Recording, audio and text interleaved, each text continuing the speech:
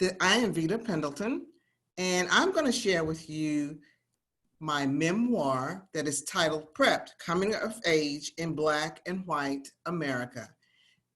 One of the things I want to make sure that you take away from this meeting is that Prepped can be used as a resource to help counselors and teachers better interact with students of color.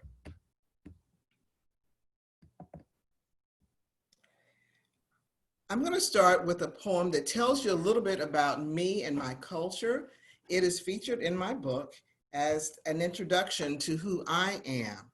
The title of this poem is I Am From.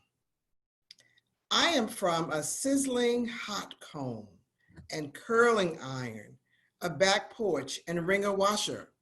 From hair rep, thick green prell, Dutch cleanser and pine sol. I'm from the paint bare house and the new one too, paneled, tiled, and smelling new. I am from irises, gardenia bushes, philodendrons, honeysuckle, palm, plum, pecan, and chinaberry trees, blooming in the yard with scents flowing in the breeze. I am from Christmas, Easter, and Mother's Day speeches and church meetings with pressed hair, underslips, petticoats, white lace socks, and patent leather shoes. From Rosie and James and Jimmy and Doris. I'm from the truth-telling, the faith-filled, and the strong-willed. From always do your best and let God do the rest. I'm from the mourners bench at St. Paul Church, labor unions, picket lines with picket signs on a scorching 4th of July. I'm from East Harding and East 19th Avenues in Pine Bluff, Arkansas City, and McGee too. Purple hull peas, turnip greens, burnt candied sweet potatoes, skillet cornbread, pound cake, fried chicken, and sweet potato pies to boot. I'm from the Trail of Tears across South Georgia, Alabama, and Mississippi that James, Benjamin, and Priscilla walked.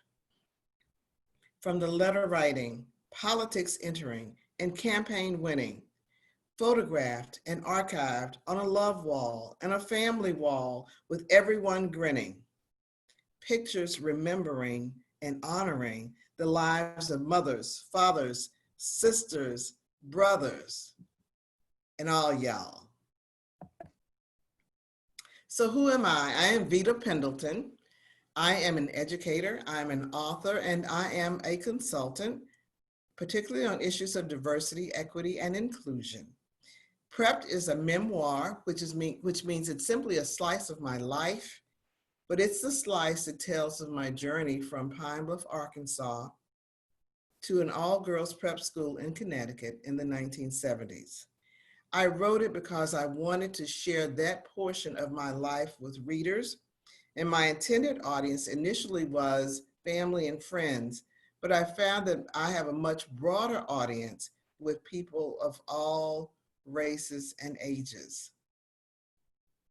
So Veda, what do you want to become when you grow up? My prep school advisor asked me. I really like working with children. I've taught Sunday school and babysat. But what do you want to do with that interest? I think I would like to become a child psychologist. That way I could really help children. Oh my, what a lofty goal. I think you should be more realistic in choosing your goals. And with that comment, she walked away. That was my high school advisor who was supposed to be helping me plan the trajectory of my life in thinking of terms about what I wanted to do and what I wanted to become. And her words were extremely discouraging to me. So here's the cover of my book. It's Prepped, a memoir, coming of age in Black and White America. It's my story of living in two worlds during the 1970s For 9 months, I lived at the Ethel Walker School. And during the summers and at Christmas and spring break, I was in Pine Bluff at my family's house, which was a totally different world from what I had become accustomed to at the Ethel Walker School. So I came of age in two worlds, in both a black world, which was my home family, and in white America, which was at school. And although I went north, I had to live with racism and racist practices in both of my worlds. In Black America, we were on the heels of the civil rights movement. Martin Luther King and Bobby Kennedy were both killed in 1968. And there I was 4 years later at the Ethel Walker School. Pine Bluff at the time I left Pine Bluff was the second largest town in Arkansas. And I lived in the house with my mother and my aunt. We were supported a lot by the church, by St. Paul Church, which still exists in Pine Bluff. And it was also a time where full integration had just occurred in schools in the South. Although the Brown decision was in 1954, it would be 16 years later before full integration occurred. And in the schools, there were racist practices. In white America, I had to learn, as what Langston Hughes calls, the ways of white folk, which means that they live differently from Black people. I was 1,373 miles away from home. I was the only Black student in 10th grade and in all of my classes. And as I reminisced of that time, I realized that in all 3 years that I was at the Ethel Walker School, I was the only Black student in all of my classes, except for athletics. We had no faculty support in terms of a faculty member of color. Simsbury is a small New England town that is mostly white, and the only other Black people that we knew who lived in Simsbury were the Black males at the boys' school across town. And yes, it was a boarding school. And I put that there because it's very different going to school with people 9 months out of the year. That's a different experience from going to school and living with people 9 months out of the year. It really impacts your life. One of the things I wanted readers to take away from my book is that I had preparation at home before I ever went to prep school. It wasn't a situation where they had to send me away to school in order to prepare me.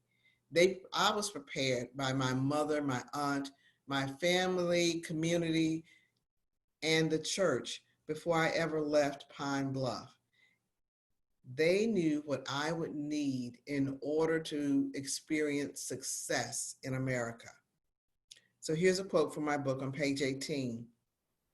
My family was aware of the challenges Black people faced in America, particularly in the South, and they wanted me to be able to compete with the best of them and to transcend my circumstances. They wanted me to be able to use my brain and the teachings they had given me to overcome some of the racial challenges and struggles that Black people face in America. And so they prepped me before I ever considered going to prep school. I was prepared for learning and thriving to the best of my family's ability and to be civil in society. I was prepped to be a survivor and a warrior. Their instruction was not by accident. It was all intentional. Although my mother and aunt really didn't know what they were preparing me for, they knew that they needed to prepare me for something beyond the walls of my community. And so they did. In Black America, As I said earlier, we were on the heels of the civil rights movement. No one was prepared. They put Black and white bodies together without any understanding of each other's culture or any issues related to race, racism, or prejudice. That was not addressed.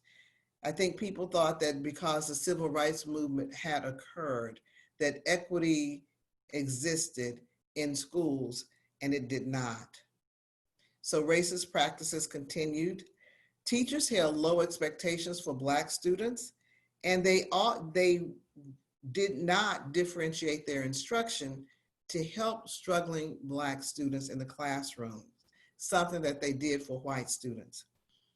There were a few Black students in the advanced classes. I was in the advanced classes, and I watched as my friends were dismissed from the classes for not maintaining a grade of C or better, but they didn't have the academic support that they needed in the classroom. Those of us who were in those classes, we had the opportunity to be there, so we had access and opportunity, but for many, there was no meaningful participation, active engagement, or academic success. We were basically on our own trying to figure out what to do. And here's a quote from page 38. Although Black students were the victims, perspectives of those situations were often reversed, and we were made to appear as the offenders, as if we were unworthy of having the same opportunities for academic success.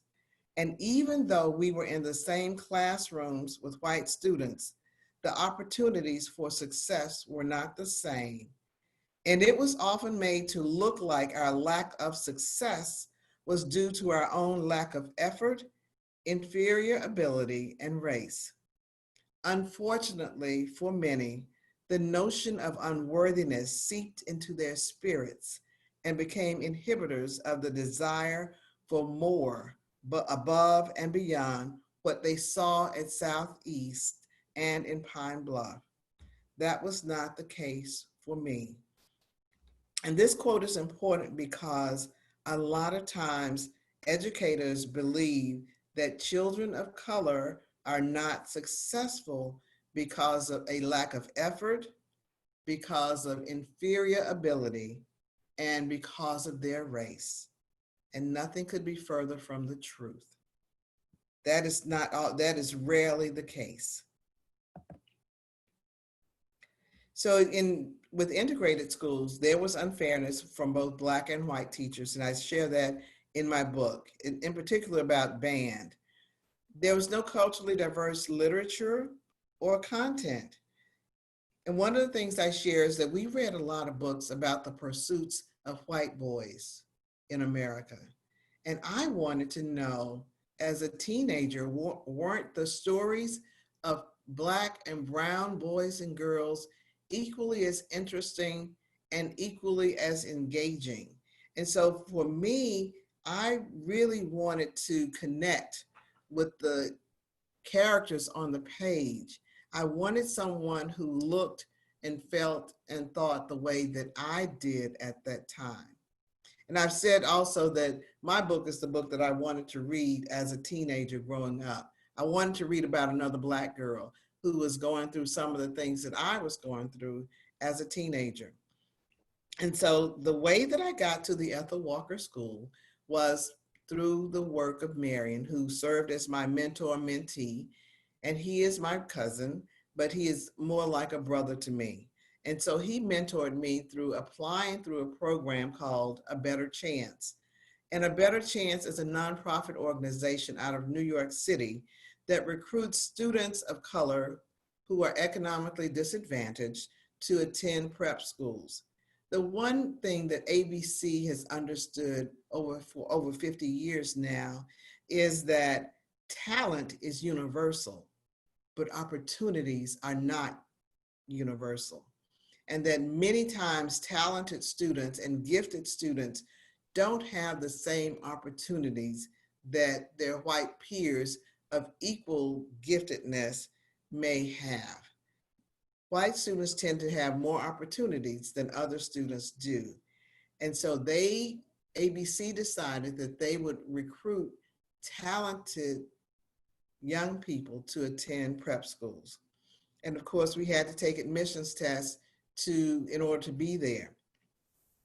So that happened during my ninth grade year. But two other things happened during my ninth grade year that were significant for me.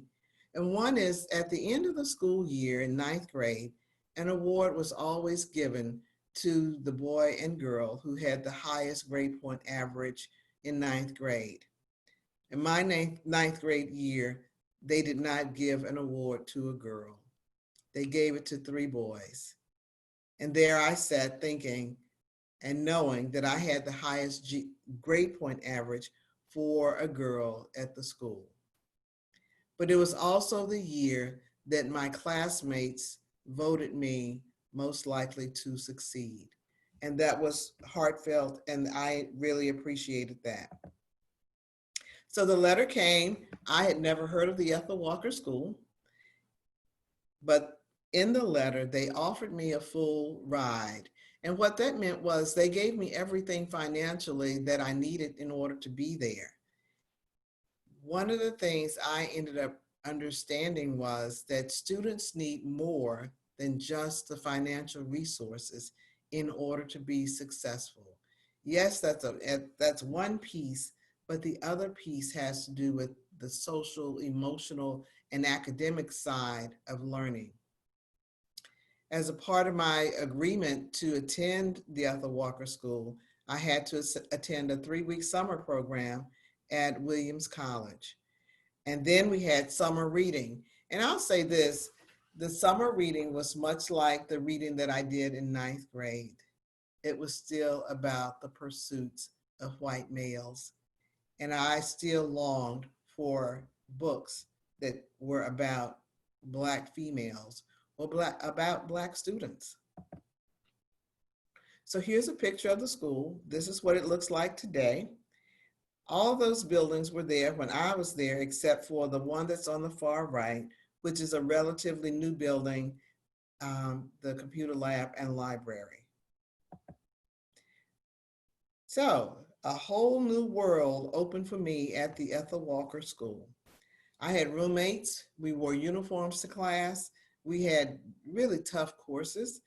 And one of the things that was different was everybody there had to participate in the sports. And our uniform for sports were these tunics. Mine came down to my knee, tunics and bloomers with a white blouse. We also attended dances at boys' schools. And the picture that you see of me there on the right is from my book. It is a picture of me at one of those dances. They made sure that boys and girls had an opportunity to interact. And I'm wearing a halter top that I made. It's a midriff halter top at that, but I do have on a blazer.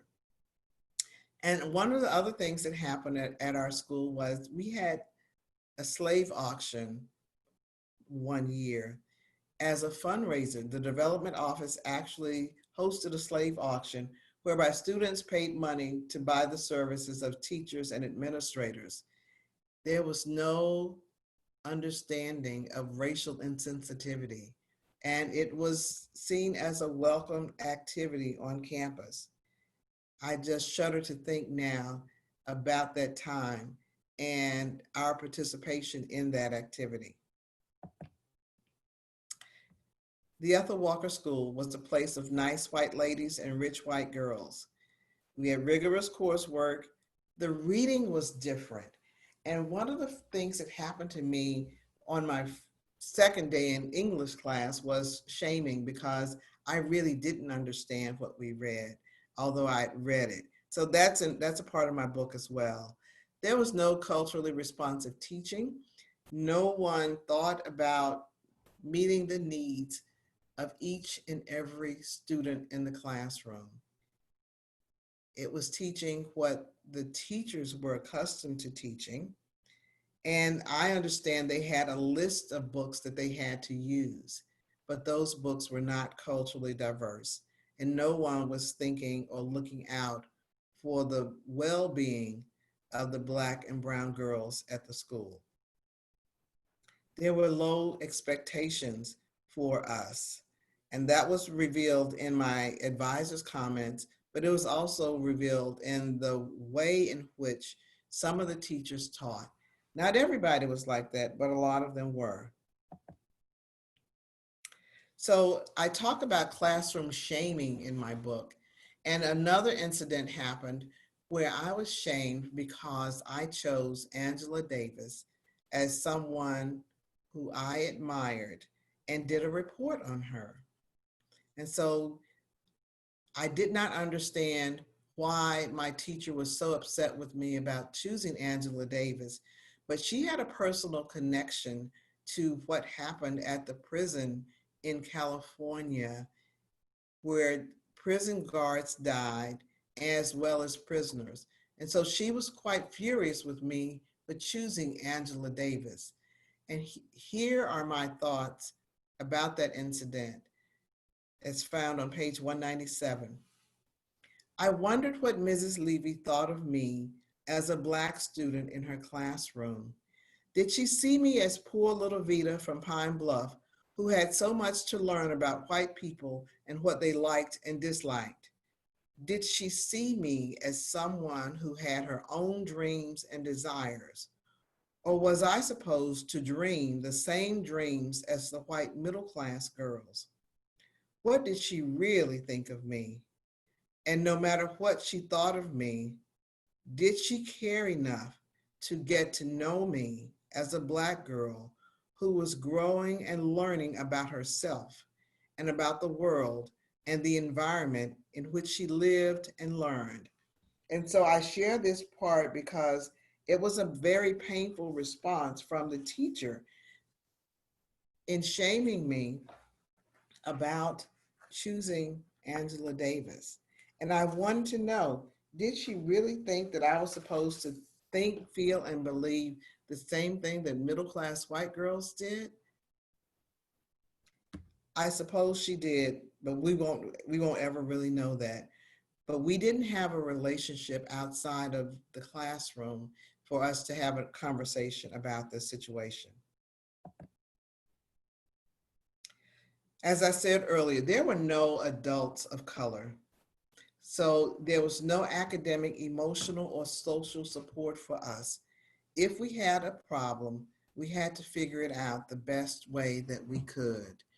We were geographically distanced from people who loved us. But also, we had to consider interacting with each other.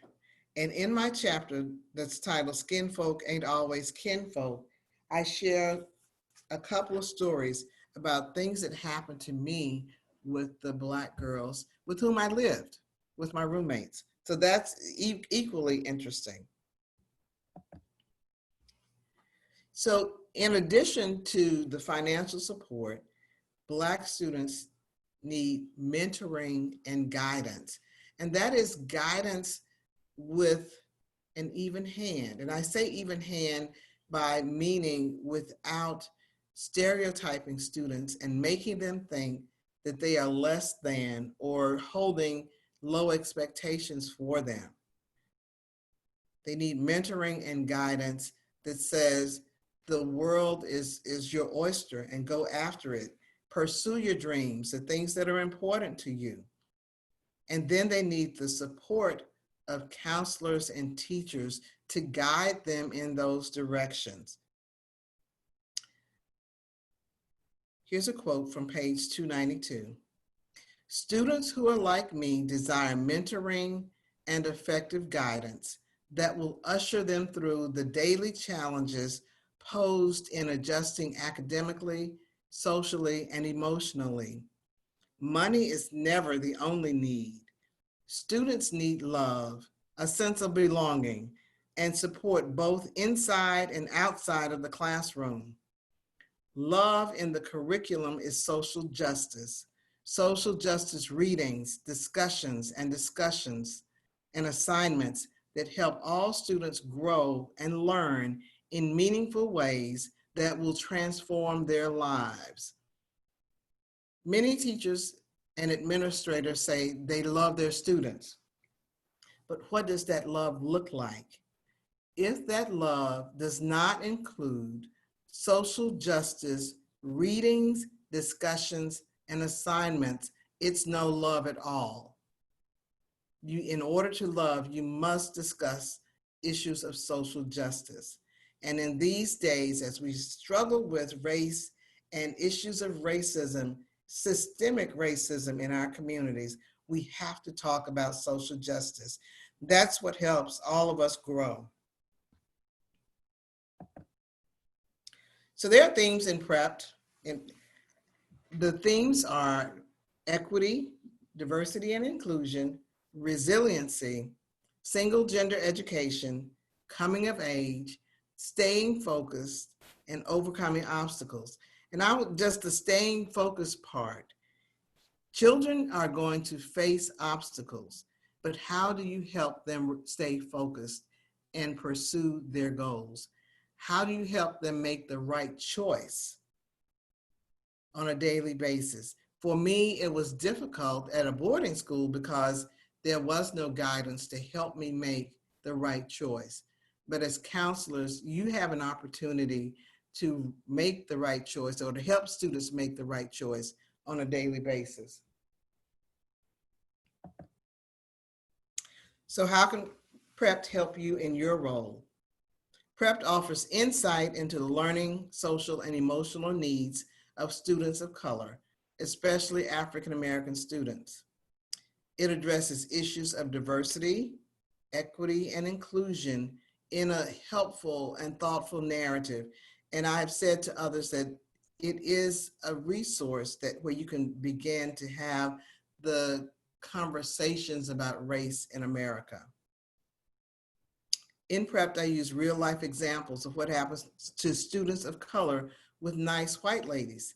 And I say nice white ladies because 82% of the teachers in America's classrooms are middle-class white females.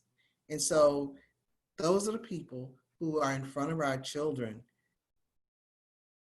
And those are the ones who need to have a deeper understanding of what students of color need. And PrEP challenges educators of all races to strive to meet the needs of each and every student, even when they are not sure what to do. I'll say that again. It challenges educators to strive to meet the needs of each and every student, even when they are not sure what to do. It's important to have some background and an understanding of what the right thing is to do. Many times there's more than one right thing, but there are definitely some wrong things that inhibit and prohibit students' academic success. I'm going to end with my part 2 of I Am From, because this combines both my Pine Bluff upbringing and my Simsbury, Connecticut upbringing. I am from part 2. I'm from a big afro, pink sponge curlers, cornrows, and balcony singing, from wool argyle socks, pastel uniforms, and bass weegens. I'm from the immaculate 800-acre campus, tennis courts, soccer fields, and riding rinks, green, cozy, breathtaking, and well manicured. I'm from dogwoods, crepe myrtles, maple trees, and knee-deep snow, blooming, turning, and falling before winter. I'm from the New Girl, Old Girl show, plays, lacunas, concerts, jams, sons, and dials. From Jimmy, Dolly, nice white ladies, house parents, and drivers. I'm from the Soul Train line, tennis matches, basketball games, and ice hockey too. From Think for Yourself and Think More of Yourself. I'm from a faith that would not shrink and Sunday afternoon chapel. I'm from Pine Bluff and Simsbury. Turnip greens, wax beans, butternut squash, and coffee ice cream. The quiet voice that grew louder and assertive with time. Yearbooks, sticky photo albums, and picture boxes, chronicling a time, a life, a place of preparation. These pictures here, the one on the left is of me at a dinner at the head of school's house that was hosted in my honor. The picture on the right is of me receiving the Veda Pendleton Day recognition from Mayor Greg Fisher of Louisville, Kentucky. I have hosted book signings, and I host a morning tea on Saturday mornings where participants from all over the country join in and we talk about the issues that are in my book. Here's how you can contact me. Prepped, a memoir, Coming of Age in Black and White America, is available on Amazon and Barnes & Noble. Please visit my website, vedapendleton.com.